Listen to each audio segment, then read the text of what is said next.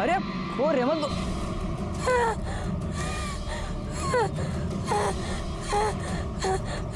अरे कोई रुको उसको। अरे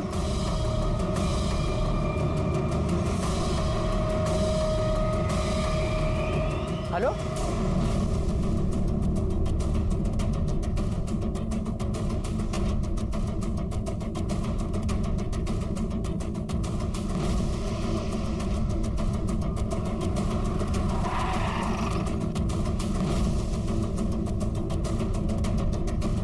सर, इसी का खून हुआ है। फोन किसने किया था? साहब मैंने फोन किया था। क्या देखा तुमने यहाँ पर? साहब मैंने देखा कि वो लड़की बेताशा उस शख्स के पेट में चाकू मार रही थी। इसका मतलब है खून तुम्हारे सामने हुआ? सब मेरे ही सामने नहीं, इन सबके सामने हुई है, सब थे वहाँ पे। हाँ साहब, और साहब न जाने क्या नफरत थी उस लड़की के दिल में। इंसान मर चुका है फिर भी उसका चाकू और गुस्सा रुकने का नाम ही नहीं ले रहा था। हम कोशिश करते रहे छुड़ाने की, पर वो उसे छोड़ ही नहीं रही थी साहब। शायद इस लड़की को उस आदमी से काफी नफरत हुई होगी। इस आदमी ने कुछ उसके साथ जरूर बुरा बर्ताव किया है। वैसे भी उस लड़की का एक हाथ नहीं है, शायद यही वजह होगी।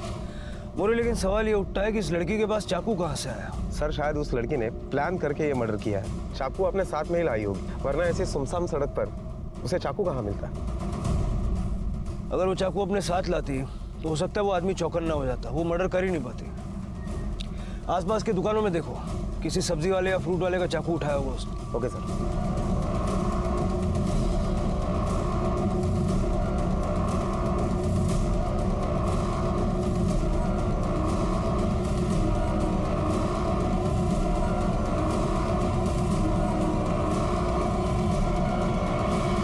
इंस्पेक्टर, आपको पूरा यकीन है कि मर्डर इसने किया है?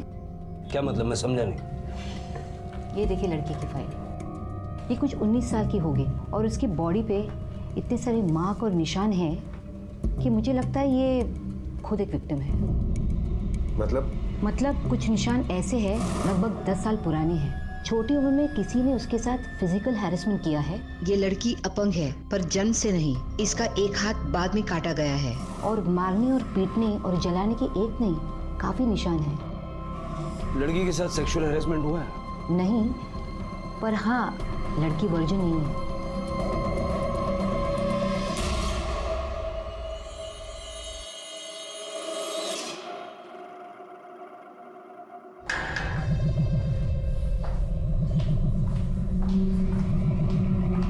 कौन हो तुम? कहाँ से आई हो? जिस आदमी को तुमने मारा वो कौन था और क्यों मारा तुमने उसे?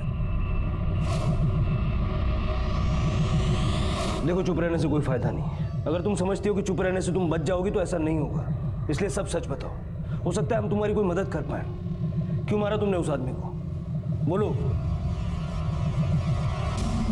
सर, पोस्टमार्टम रिपोर्ट आ गई है।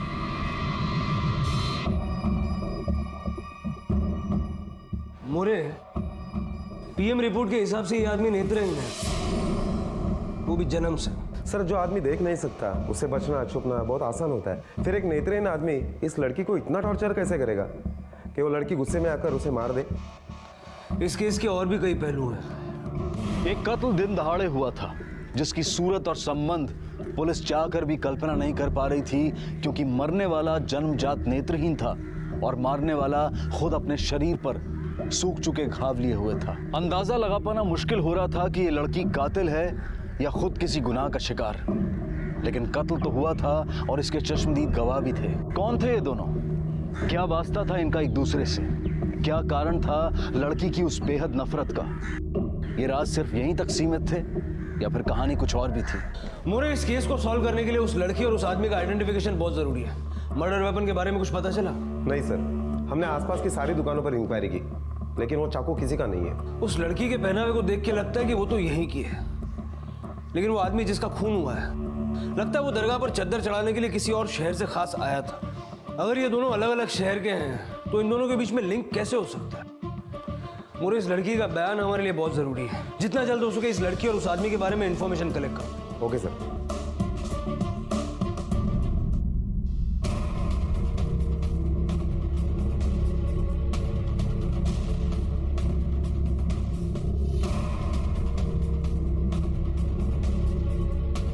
इसे पहचानते हो?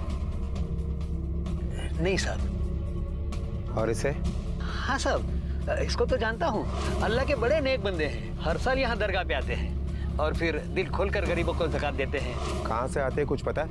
ये तो नहीं मालूम, बस इतना कह सकता हूँ कि बड़े दीन ईमान वाले हैं। बाकी तो साहब ये दरगाह है, यहाँ जो भी आते हैं सब अल्लाह के बंदे हैं।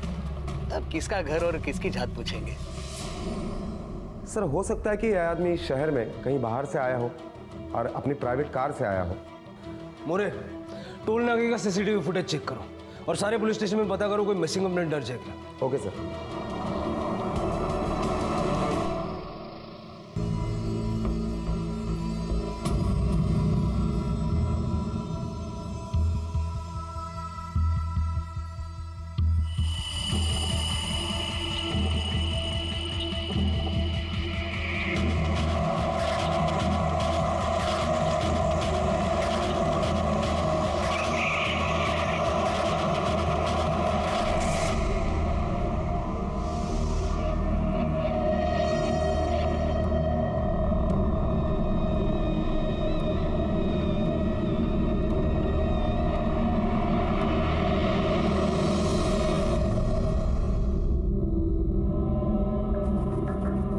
ये लड़की उठ चल खाना खा ले और बाद में ये कपड़े बदली कर लेना।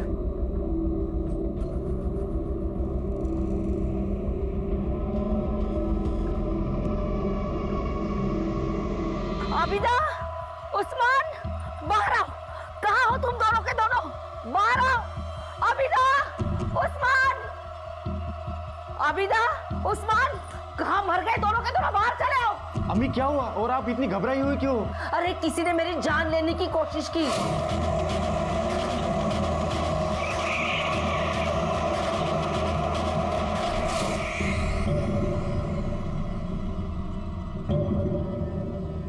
कोई नामुराद मेरी जान लेना चाहता है और तुम दोनों घर में बैठे आराम फरमा रहे हो। क्या? और आपको कौन मारना चाहेगा और क्यों? मुझे तो मेरे अपने ही मारना चाहते हैं, लेकिन मैं भी ऐसी सख्त जान हूं ना, इतनी आसानी से मरने वाली नहीं हूं। अब देखना कैसा तमाशा दिखाती हूं मैं। चला।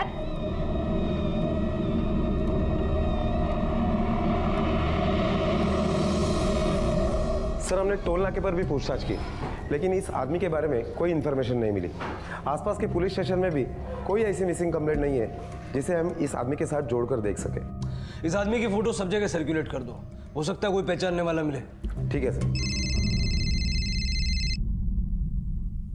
हेलो, हाँ ठीक है, हम अभी आते हैं। सर हमारा एक खबरी है, पान वाला। हाँ साहब, ये लड़की देखा है मैं, यहाँ से 2 गली आगे चकले पे देखा था उसे। वो क्या है ना साहब कि मैं भी कभी कभार वहाँ जाता है ना, इसलिए मैं सोच रहा था इसे कहीं ना कहीं तो देखा है साहब, पर मुझे अब भी जाके याद आया। तू भी उसका ग्राहक था क्या? अरे नहीं नहीं साहब, अरे वो कहाँ इस काम के लायक है। अरे वो तो बर्तन भांडी मांजती है वहाँ पे साहब, और कपड़े भी साफ करती है।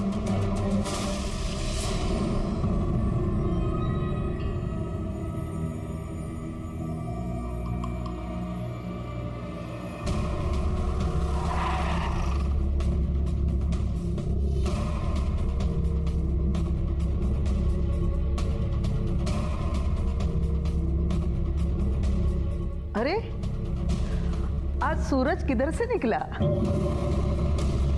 नहीं, आपका दर्शन हुआ। मैं इसे पहचानती हो?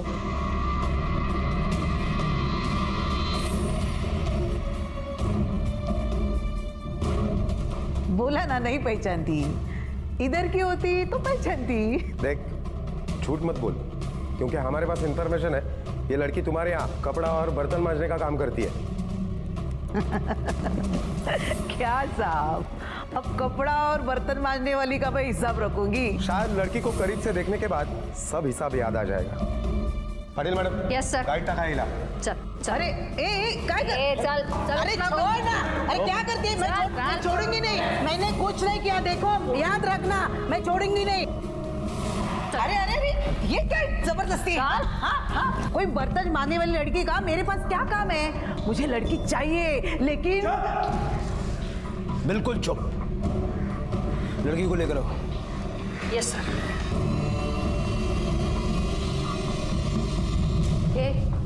साहब ने बुलाया है तुझको। चल उठ चल। ए सुनाई नहीं दे रहा है क्या? चल, साहब ने बुलाया तुझको। पाटिल, हिला उठवा। चल, साहब ने बुलाया, चल। चल चल। मुझे कहीं नहीं जाना, मुझे कहीं नहीं जाना, मुझे कहीं नहीं जाना, मुझे कहीं नहीं जाना। नहीं राजा साहब, मुझे छोड़ दो राजा, मुझे कहीं नहीं जाना। नहीं राजा साहब, मुझे छोड़ दो राजा साहब, मुझे कहीं नहीं जाना राजा साहब, मुझे कहीं नहीं जाना। नहीं राजा साहब, मुझे छोड़ दो राजा, मुझे कहीं नहीं जाना। नहीं राजा साहब, मुझे छोड़ दो राजा साहब, मुझे कहीं नहीं जाना राजा साहब, मुझे कहीं नहीं जाना। राजा साहब के अलावा कुछ बोल ही नहीं रही है। तुम जानती हो राजा साहब कौन है? राजा साहब? मैं नहीं जानती। झूठ मत बोलो। कोई कस्टमर है तुम्हारा? अरे साहब, हमारे यहाँ आने वाले कस्टमर खुद को राजा ही समझते हैं और 2 घोट अंदर गई ना तो राजा साहब बन जाते हैं। तो तुम नहीं जानती? नहीं। जाओ, अगली बार मुझे तमाशा नहीं चाहिए। मोरे, इस लड़की का और राजा साहब का क्या कनेक्शन है? कौन होगा ये राजा साहब? नहीं राजा साहब, नहीं राजा साहब, नहीं राजा साहब,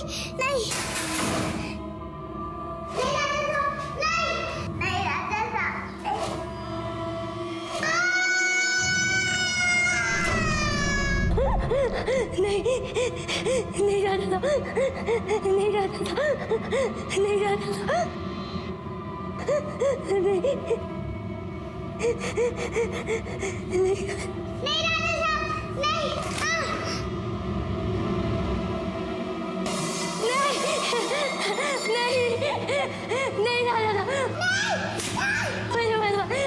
मैंने कुछ भी नहीं।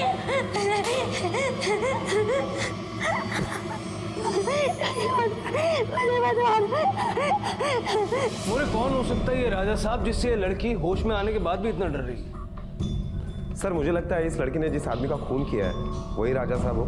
लेकिन चेक करना पड़ेगा कि उसका बैकग्राउंड शाही है भी या नहीं। और मोरे, ये भी पता लगाओ कि इस एरिया में कोई ऐसा आदमी है क्या जिसे लोग राजा साहब कहते हैं। Okay sir.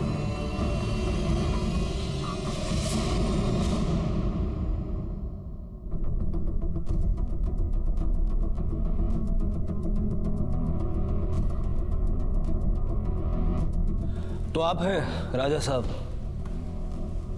इंस्पेक्टर साहब, राजा तो मेरे पूर्वज हुआ करते थे। यहाँ पर उन्हीं का राज्य था। फिर देश आजाद हुआ और हमसे हमारा राजपाट छीन लिया गया और राजा और रंग सब एक हो गए। ये तो जनता है जो आज भी हमें इज्जत से और प्यार से राजा साहब बुलाती है। कुछ लोग डर से भी आपको राजा साहब बुलाते होंगे। इस लड़की को जानते हैं आप? कौन है ये लड़की और आप इसके बारे में मुझसे क्या जानना चाहते हैं? ये लड़की भी आपकी भूली प्रजा की तरह है, रात दिन डर से कांपती हुई बस आपका ही नाम जपती है। हो ही नहीं सकता। मैं अभी 1 साल पहले यहाँ इंडिया में शिफ्ट हुआ हूँ, वो भी अपने पिताजी के देहांत के बाद। पिछले 15 साल से मैं यूएस में था। You can check my record. मैं इस लड़की को नहीं जानता।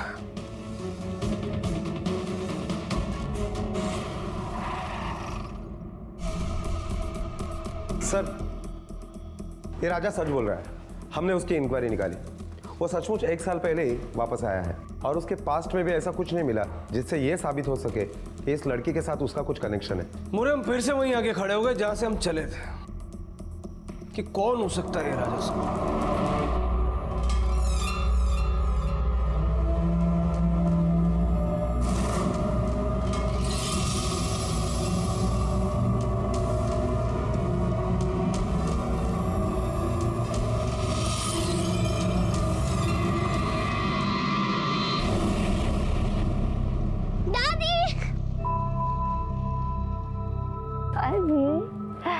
तुम हो?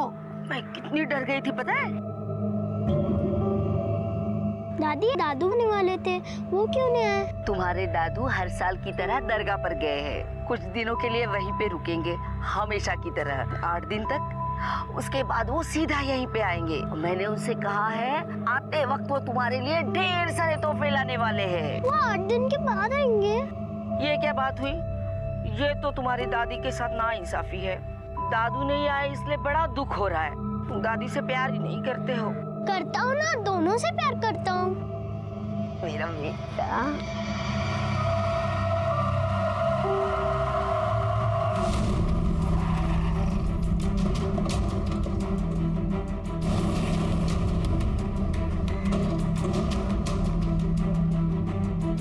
क्या कहा डॉक्टर? सर, डॉक्टर ने कहा कि इसकी दिमागी हालत ठीक नहीं है। कुछ तो ऐसा हुआ है इसकी ज़िंदगी में जिसका असर आज तक इसके दिमाग में है। पर ये राजा साहिब नाम का आदमी है भी या नहीं, ये कहना मुश्किल है। और अगर है तो इसका और उसका क्या रिलेशन है, ये पता लगाना होगा। ठीक है, ले जाओ इसको।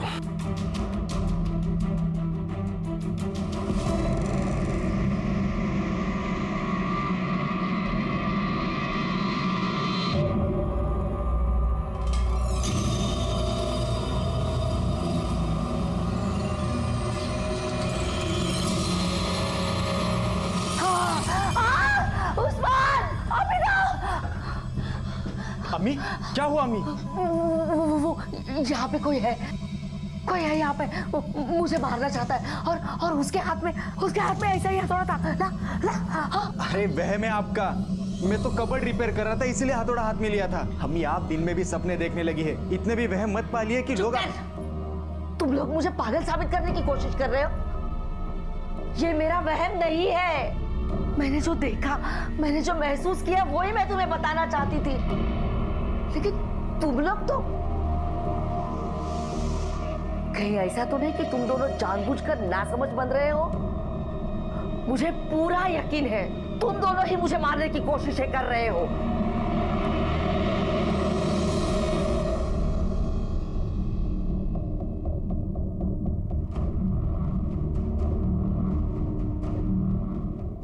क्या रे, इधर मरवाने के लिए लाया क्या? अरे वो लड़की जिए या मरे, तेरे को क्या? चल यहाँ से। बेटी है वो मेरी, उसके साथ ऐसा बुरा होते हुए कैसे देख सकता हूँ मैं उसको अपने साथ लेकर जाएगा। तेरे को जाना है, जा तू। दादी कब खत्म होंगे 8 दिन? दादू कब आएंगे? थोड़ी देर बैठ ले मेरे साथ, तेरे दादू आएंगे ना, तब तू पलट के देखने वाला भी नहीं है मेरी तरफ। अम्मी, दूध।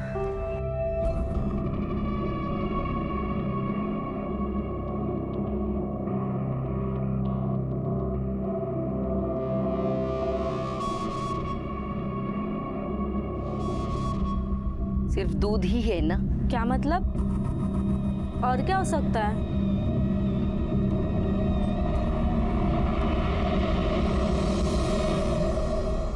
ले बेटा, दूध पी ले। दूध पीने से ताकत आ जाती है। हाँ,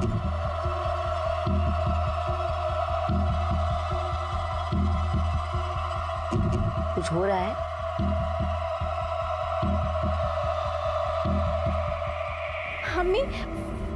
अम्मी, अब्बू का 3 दिन से फोन नहीं लग रहा है। आपकी कुछ बात हुई क्या? कहाँ कोई बात हो पा रही है? मुझे भी तो उनकी काफी फिक्र हो रही है। अम्मी, अभी फिक्र करने का वक्त नहीं है, हमें पुलिस के पास जाना होगा। कोई आम बात नहीं है। नूर, वो सिर्फ तुम्हारे नहीं, मेरे भी अब्बू है। इतने तेवर दिखाने की कोई जरूरत नहीं है। अच्छा, फिक्र करने के अलावा कुछ कर रहे हैं? सिर्फ बैठ के इंतजार करो। जबान को लगाम दो नूर। हो सकता है बैटरी खत्म हुई हो या मोबाइल में कोई खराबी आई हो। माना कि आप सही सोच रहे हैं, पर भाई अब्बू इतने लापरवाह नहीं हो सकते कि वो पीसीओ से एक फोन करके अपने घर की भी खैर खबर ना पूछे। अम्मी, हमें तो डर लग रहा है कहीं अब्बू के साथ कुछ गलत ना हुआ हो। पता नहीं आप लोग इतने सुकून से कैसे बैठे हैं। अब बस करो नूर। अरे बस करो भाई, अब्बू की फिक्र में तुम दोनों तो लड़े ही जा रहे हो।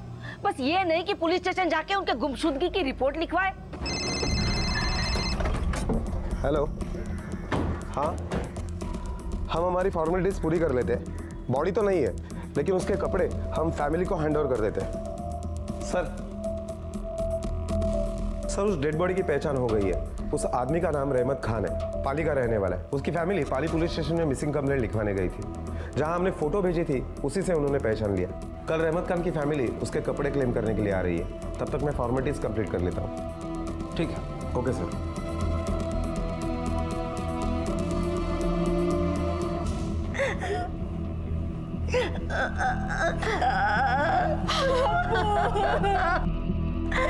किसने मारा इंस्पेक्टर साहब इन्हें? कैसे हो गया इंस्पेक्टर साहब? या अल्लाह, संभालो अपने आप को। देखिए मैं आपका दुख समझता हूँ, लेकिन कुछ सवाल हैं जो जरूरी हैं पूछने होंगे। किसी से कोई दुश्मनी थी उनकी? कैसी दुश्मनी साहब, उन्होंने तो कभी किसी के साथ ऊंची आवाज में बात तक नहीं की। खुदा का नेक बंदा था मेरा शौहर।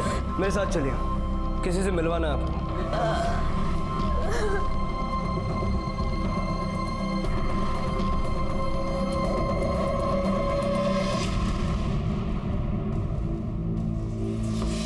आप लोग जानते हैं इसे?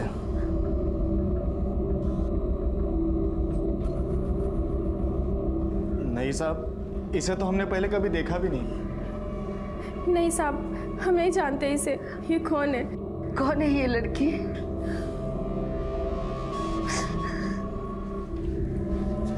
सुनो, इन्हें जानते हो तुम?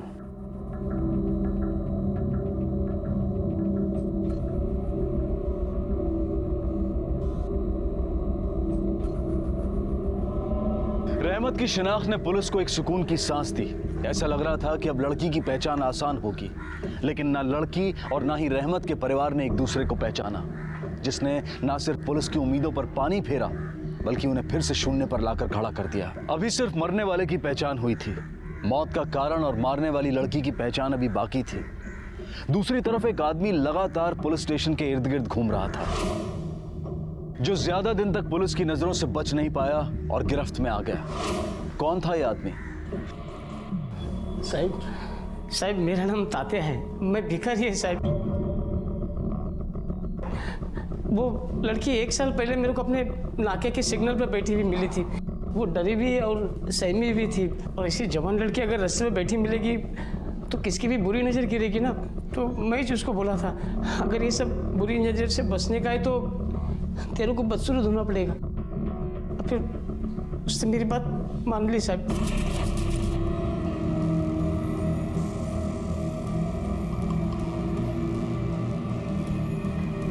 सही है बेटा, थोड़ी देर के लिए तकलीफ होगी, पर बाद की जिंदगी के लिए तुम्हें काफी आराम होगा। फिर कोई तुम्हें गंदी नजर से घूर कर नहीं देखेगा। आज मेरा बच्चा, हाँ मेरा बच्चा।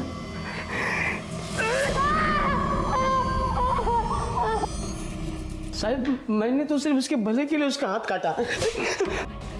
एक लड़की को अपाहिज बनाया अपना भीख का धंधा बढ़ाने के लिए, और यहाँ पे मान बनने का नाटक कर रहा है। नहीं साहब, मैंने कभी उससे भीख नहीं मंगवाया साहब। वो बच्ची थी मेरी, बाप जैसा प्यार दिया मैंने। वो भी मेरे को बहुत चाहती थी साहब, पर एक दिन किधर गई मालूम नहीं साहब। खुश थी मेरे साथ में। तू सच बोल रहा है? ये हम क्यों मान लें? गणपति बापा की शपथ साहब, मैं सच बोल रहा है।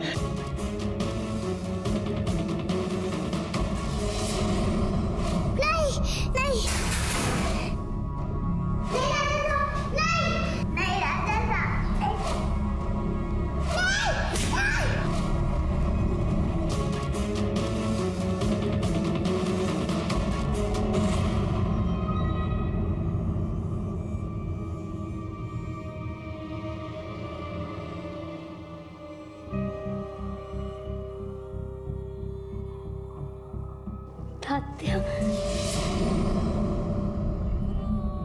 तात्या, तात्या, मंजरी, तात्या।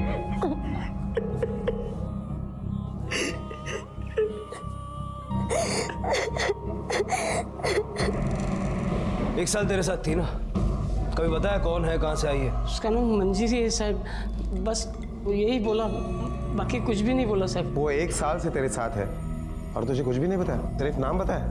हाँ साहब, बस उतना ही बोला। मेरे को लगता है साहब वो मेरे एरिया में जो जवान लड़के लोग का चकला है ना, वो वहाँ से आई होगी साहब। हमने वहाँ पूछताछ की, वो वहाँ से नहीं है। वो काहे को सच बोलेंगे साहब, इधर की चाहिए करके। उनको पुलिस का लफड़ा थोड़ी ही मंगता है। वो डरी भी और सहमी भी थी, आदमी का हाथ लगते ही वो चीखती थी, और सब नींद में भी वो राजा साहब करके चिल्लाती थी। मुझे कहीं नहीं जाना राजा साहब, मुझे कहीं नहीं जाना। नहीं राजा साहब, मुझे रोक दो राजा। मेरे को तो वो उधर किस लगती है। मोरे, उस लड़की और दात्या का रिश्ता बाप बेटी का था, ये तो साबित हो गया। लेकिन उसकी बॉडी पे जो जलने और चोट के निशान है, वो उस राजा साहब की देन। तुमने रहमत खान के बारे में पता किया? कहीं उससे तो कोई राजा साहब कह के नहीं बुलाता था? सर मैंने पूछताछ की, लेकिन रहमत खान और राजा साहब के बीच में कोई लिंक नहीं है। एक काम करो, इस लड़की की फोटो न्यूज़पेपर में छपवाओ, हो सकता है कोई उसे पहचान ले। और इस रहमत की फैमिली के बारे में भी जरा पता करो, रहमत की मौत से उनको सदमा पहुंचा भी है या कोई नौटंकी कर रहे हैं। सर पीएम रिपोर्ट के मुताबिक जिस वक्त रहमत खान की मौत हुई, उस वक्त उसके घर वालों का मोबाइल लोकेशन घर का ही दिखाई दे रहा है। मतलब हम घूम फिर के वहीं आ गए। मेरे एरिया में जो जवान लड़की लोग का चकला है ना, वो वहाँ से आई होगी शायद। सर तात्या ने कहा था कि वो लड़की चकले से आई थी। मुझे लगता है हमें उस चकले की मालकिन को उठाना चाहिए और अपने तरीके से पूछताछ करनी चाहिए। मोरे, इस बार चकले की मालकिन को नहीं, वहाँ की लड़कियों को उठाओ, वही हमें बताएंगी कि मंजरी वहाँ थी या नहीं। नहीं साहब, हम लोग कुछ नहीं जानते इस लड़की के बारे में। सच बोल। थी साहब, वो भी हम सबके साथ उधर ही थी। फिर वो कुछ दिन बाद भाग गई और जब मिली तो उसका एक हाथ भी कटा था साहब। आंटी के इसके भागने से बहुत हट गई थी साहब। वो उसको और दूसरी लड़कियों को सबक सिखाने को उसको झाड़ू पोछे के काम पे लगाई थी साहब। हाँ साहब, मेरे पास ही थी। अगर खूबसूरत लड़की भागेगी तो हम उठाएंगे ना, लेकिन देखा तो उसका हाथ कटा हुआ था और हमारे धंधे में लंगड़े घुड़ी का क्या फायदा है। इसलिए मैंने उसको छोटा मोटा काम पे लगा दिया। 1 साल बराबर काम किया उसने, लेकिन अचानक से क्या हुआ पता नहीं, भाग गई। बाद में मैंने उसको पुलिस स्टेशन में देखा। तो पहले पूछा तब झूठ क्यों बोली? धंधे पाने का सोचना पड़ता है ना साहब। ये मर्डर केस में नहीं पढ़ने का था मुझे, वो कोर्ट कचहरी। अब की बार अगर झूठ बोला ना, बहुत महंगा पड़ेगा। पूरा सच बोल रही है साहब, अब झूठ बोल के नहीं फंसने का मुझे। इस केस में रोज नई तय खुल रही थी, पर आधी मंजरी पर गुनाह तो साबित हो सकता था, पर बिना किसी मकसद के। और जैसे जैसे इस केस की तहकीकात आगे बढ़ रही थी, मंजरी अपराधी लगने की बजाय खुद एक पीड़ित और गुनाह का शिकार लग रही थी। पुलिस को मंजरी के अतीत के जख्मों की कहीं से कोई पहचान नहीं मिल पा रही थी। और फिर एक दिन अखबार में छपी मंजरी की तस्वीर ने अचानक इस केस को एक नया ही मोड़ दे दिया।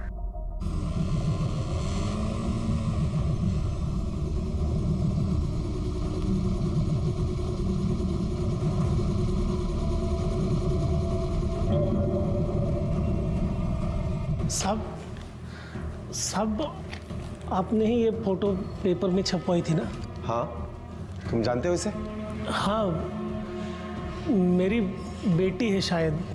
शायद मतलब अपनी बेटी को नहीं पहचानते? सर ये कुछ 10 साल पहले मुझसे मीरज में खो गई थी। तब की और अब की सूरत में थोड़ा सा अंतर है, लेकिन ये देखिए ना, उसकी आंखें देखिए, अभी भी ऐसे भी है। ये कुछ टेस्ट की रिपोर्ट जो उसके बचपन में करवाई थी, इससे पहचानने में कुछ मदद मिले तो। मोरे,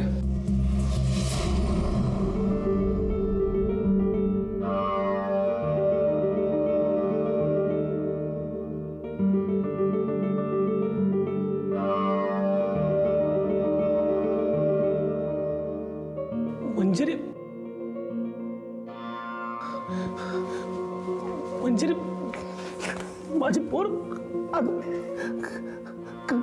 कहाँ गई थी तू मेरी मंजरी? मंजरी, मैं तेरा बाबा हूँ, बाबा। देख मुझे मंजरी।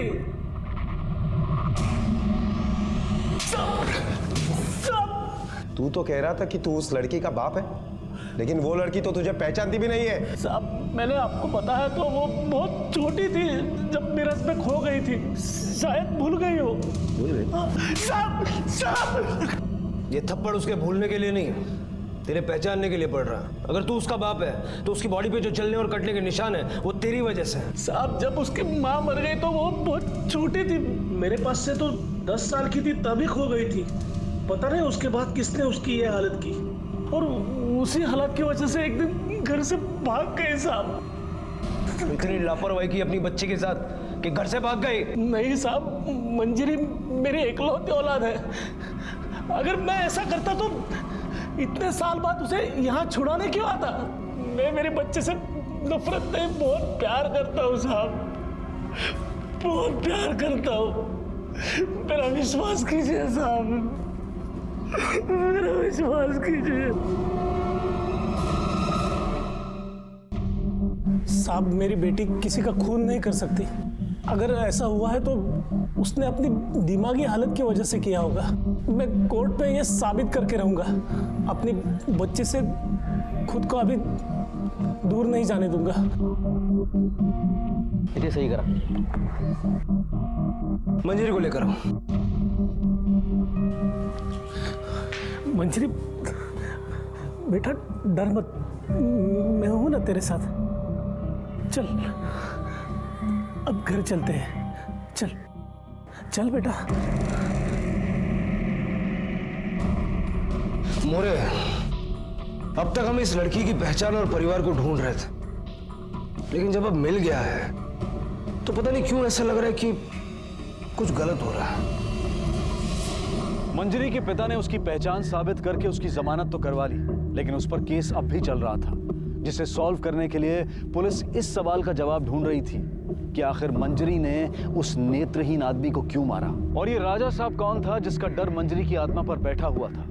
उसका मंजरी से क्या संबंध था? क्या मंजरी को कोठे पर पहुंचाने में भी राजा साहब का हाथ था?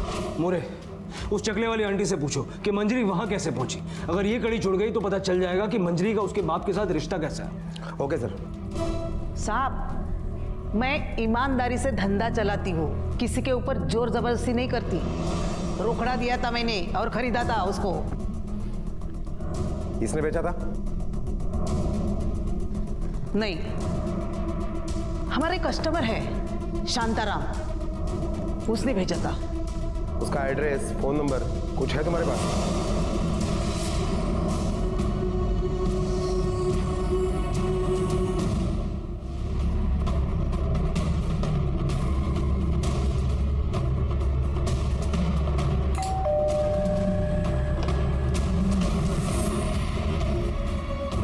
शांताराम? बोला साहब। अरे साहब साहब साहब क्या हुआ? अरे साहब क्या हुआ?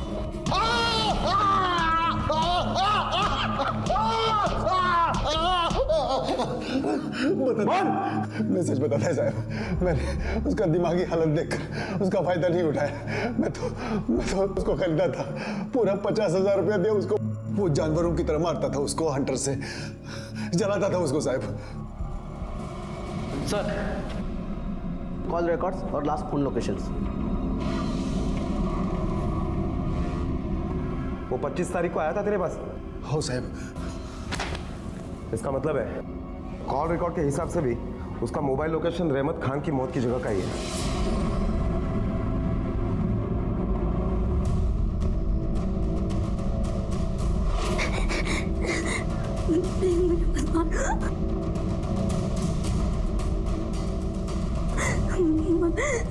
मत मारो।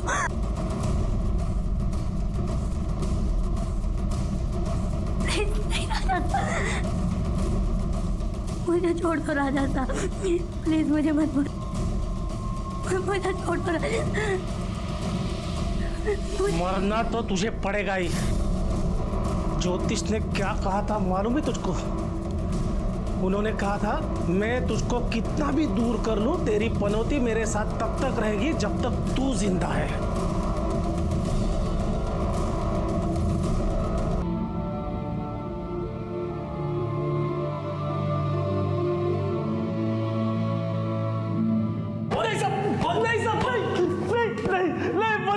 बस साहब, बस मैं ही हूँ राजा साहब। नौटंकी के कपड़े भाड़े पे देने का मेरा काम था। मंजरी जब छोटी थी तब मैं उसे बहुत मारता था और तब राजा की पोशाक पहना करता था। तब वो सोचती थी मैं ही राजा हूँ और वही इमेज उसके दिमाग में बैठ गई साहब। और चकले पे भी मैं उसका हालचाल देखने नहीं गया था, उसको मारने ही गया था। लेकिन उसने मुझको देखा, वो वहां से भाग गई। मैं उसका पीछा कर रहा था, उससे थोड़ी ही दूर था तो मैंने देखा कि उस आदमी का खून हो गया था। इसका मतलब मंजीरी ने रहमत को नहीं मारा? नहीं साहब, मैं किसी को नहीं मारी। वो तो आंटी के उधर मैंने मेरे बाप को देखा और वहाँ से भाग गई। जब दरगाह के उधर पहुंची तो एक औरत एक आदमी को चाकू मार रही थी। लेकिन लोगों ने तो तुम्हें देखा था उसे चाकू से मारते हुए। नहीं साहब, मैं किसी को नहीं मारी। छोड़ो। नहीं राजा साहब, प्लीज मुझे छोड़ो। नहीं।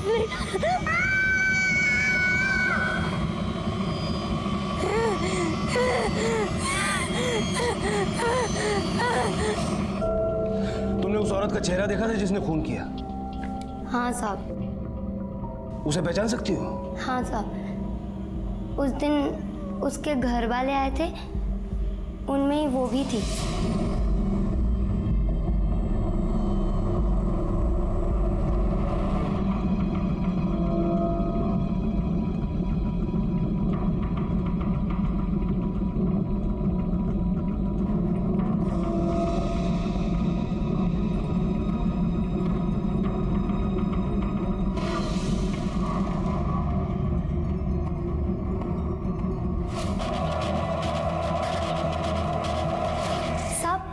इन्होंने ही मारा था उस आदमी को।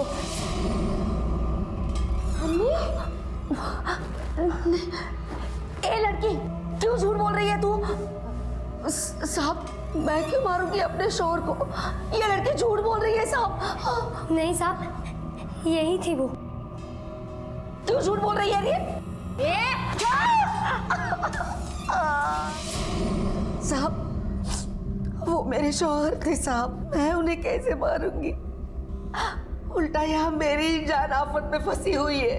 आए दिन मुझ पर हमले होते रहते हैं। कौन करवाता है तुम पे हमले और क्यों? जायदाद की लालच में मेरी बहू और मेरा बेटा ही करवाते होंगे मेरे पे हमले। साहब, अम्मी झूठ बोल रही है। खुद को बचाने के लिए ये सब किस्से कर रही है। वो खुद गई थी अब्बा के साथ दरगाह के सफर पे। उन्होंने ही मारा होगा अब्बू को। हम तुम्हारी उम्र का लिहाज कर रहे हैं और तुम्हें तो उसकी कुछ पड़ी नहीं। पाटिल मैडम। Yes sir. लगता है ये चाहती है तो तुम्हारा हाथ दिखाई दो। नहीं, मारना नहीं। मैं बताती हूँ मैंने अपने शौहर का कत्ल कर दिया। लेकिन कसम से साहब, वो दोनों मुकर रहे हैं, पर उन्होंने मुझे इसमें साथ दिया था। कहीं ये राज मैं किसी पे जाहिर ना कर दूं, इसलिए वो दोनों मेरा भी कत्ल करवाना चाहते हैं साहब। सर, माना कि ये सब हमले हमने ही करवाए, पर अब्बू के कत्ल से हमारा कोई वास्ता नहीं है। ये अब तुम दोनों नहीं, कोर्ट तय करेगा। मारना पड़ा साहब, क्या करती। मेरे शौहर को पता चल गया था कि हमारा बड़ा बेटा जो है वो उनकी औलाद नहीं है, इसलिए उन्होंने अपनी सारी जायदाद हमारी बेटी नूर के नाम पर करने का सोच लिया। उस दिन जानबूझकर मैंने अपना मोबाइल घर पर रख दिया और इनके साथ दरगाह पर चली गई। जायदा, अरे जायदा,